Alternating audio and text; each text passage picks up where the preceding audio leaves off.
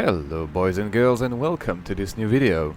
Today I would like to present to you a way, or at least a mindset, that can help you play every single tank in the game in a competitive manner, or to put it simply, to get good results in a game no matter the vehicle you are playing. You can always hear or read that some tanks are too bad or even unplayable compared to other tanks that are said to be very good or even OP.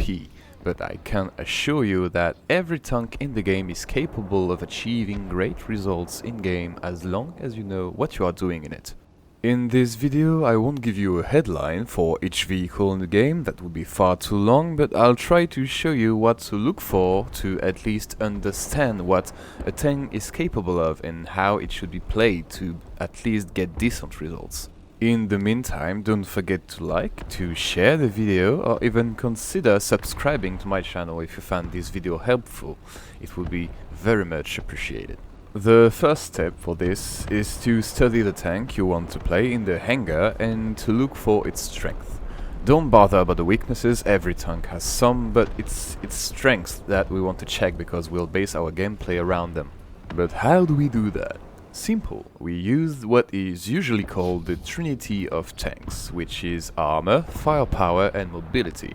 However, you can basically skip the armor department because tanks that can reliably rely on their armor have become quite rare in War Thunder because of power creep. To see if a tank has a good mobility, you can check its maximum speed on its stat card and compare it to the other vehicles of the same BR. Here, for example, the M18 has a max speed of 72 kph, and if you look at tanks of the same BR, they have 42, 42 or 46 kph max speed, so you can clearly see that the M18 is a speedy boy. Regarding firepower, here you want to look at the ammunition a tank has. Again, if we look at the T92, you can see that the APCR shell is unusable, but it has access to a heat shell with 254mm of pen, which is very good at 6.7, because tanks at this BR don't have ERA yet or not enough armor to stop such shells. So, in order to clarify everything, like always, let me show you some examples. Let's try with the PVKV2, the Swedish one. If we look at its start card with the Trinity in mind, we can see that it's not particularly fast, though pretty mobile, but not enough to be qualified as above the average of its BR, so we cannot count on speed. However, we can see that it has excellent firepower, thanks to a very good APCBC shell. But wait, there's more. Look at that gun depression. Minus 14 degrees. It's far more than any other tank apart from Swedish ones. With this information, we now have a glimpse of how the tank should be played. You have an okay mobility, so you can't reliably flank the enemy team, but your main strength is your gun. What the start card teaches you is that you should play the PVKV2 as a ridgeline sniper, taking cover behind hills and using your awesome gun depression to get out of cover, shoot and cover again, waiting for your cannon to reload. For the second example, let's look at the Italian R3106FA, sitting at 7.3. We can see first that regarding the firepower department, it's not really that good, since a lot of tanks have access to heat shells at this BR, but look at that speed! Plus, as a hidden bonus you can see in game and not on the start card, this vehicle is ridiculously small, so what you learn here is that you have to play it as a speedy ninja boy, flanking the enemy team at the beginning of the game and using visual cover to shoot enemies from behind and hit critical weak points such as ammo racks. So, to conclude this video, let's summarize what we learned. If a tank has average or poor mobility but good firepower, try to play as a sniper and stay behind your team. If your tank has awesome mobility but average or subpar firepower, you have to play it as a flanker, so you can sideshot the enemy.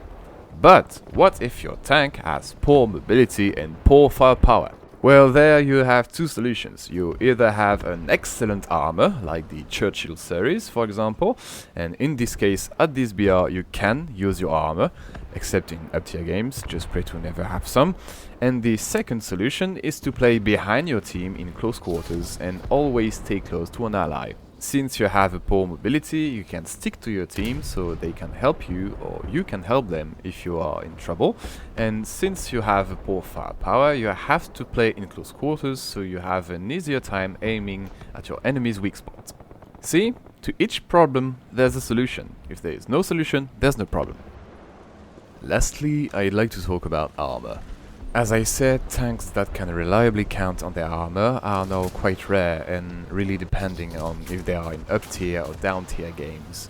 This is why I have a last piece of advice for you. Always play your tank, whatever it is, as if it had no armor whatsoever. With this in mind, it will force you to play cautiously, carefully, and I assure you that it can only help you in the long run. If you consider that your tank has no armor and can't rely on it, you'll think twice before moving somewhere or trading shots with an enemy tank, and it can only boost your survivability in the end, helping your results. Well guys, that's it. I hope you liked this video and that it will be useful to you. Of course, don't sweat it too much if you're not performing in certain tank. It takes time and practice to really understand what a vehicle is capable to do in games, and it's also up to you to try things to see what works and what doesn't so you can have your own playstyle. As a personal example, I tend to flank whatever the tank I'm in simply because that's how I learned to play and what works best for me. If you're more of a brawler, then go for it, but don't forget to always adapt your own playstyle depending on the strengths and weaknesses of each machine. As for my channel, I will try, emphasize on try, to do one video every 2 weeks. My time schedule being pretty permissive, I should be able to maintain this pace up until I run out of ideas, which is not by any time soon.